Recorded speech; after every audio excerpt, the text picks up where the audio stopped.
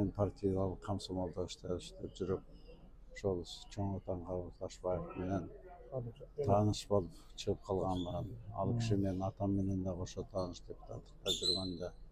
Ал кишинин ошо Лейлек районунун Кулунду колхозунда иштеп жүргөндө атайын парткомиссиянын заданиясы менен барып, ишин көрүп, ушул мезгилдин талабындагыдай ишти ошо киши ошондо жашаган. Кыргыз эли үчүн, кыргыз журту үчүн деп ошол жерде ушуну оолуядай билген адам экен. Мен азыр ойлосом, азыркы мезгилинде ойлосом, ошол кыргыздын жерин, чегин сакташ боюнча аябай көп иште кылган. Ал эми кээ бир ошол убактагы партиялык башкалыктар түшүнбөстүктөр менен мамиле кылган. А кишиге мен ошол комиссияда барып, бирок ошол кишинин кылган ишине абдан ыраазы болуп, туура багыт берип, текшерүүдөн баш тартып баса бергем. Ал киши мени жакшы билет. Көкөев Сайып десе, эми ал кишинин мына урпак экенсиң, иним. Ыйык жерде жолуктук, ыйык жерде тааныштык.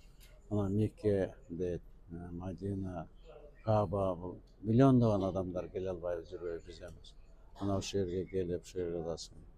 Ошол үй бүлөңө тынччылык болсун, аманчылык болсун. Ушул жерде зыярат кылып, ниет тилеген тилектерди Чоң Атаңа тиледиң, ата энеңе, урук тууганыңа жакшы тилеген тилектериң Алла Таала кабыл кылсын.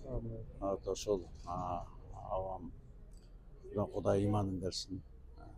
Ошол тилеген сенин тилектериң Алла Таалам авам ата кылып насип этсин. Баардык ушу үй бүлөңгө Алланын сүйүнчүктөрүнөн болгула. Мухаммед алейхиссаламдын үммөттөрүнөн болгула. Жамандыктардан алыс болсун. Ушу зыяратын кылган иштериң Алла Таала ата кылып насип этсин. Бар бол, аман бол. Дагы келечек ушу менден ысык салам айт ушу сөздө. Мен атамдын атын билет, баардыгын билет. Ал эмес мына кечээ ушул жерде Меккеде бир жерде мечитте отурсам, ошол имамы сен кимсиң деп мен айта электи эле таанып атат. Мына ушундай адамдарды таанып алып, бар бол, аман бол эми. Жакшылыктар болсун.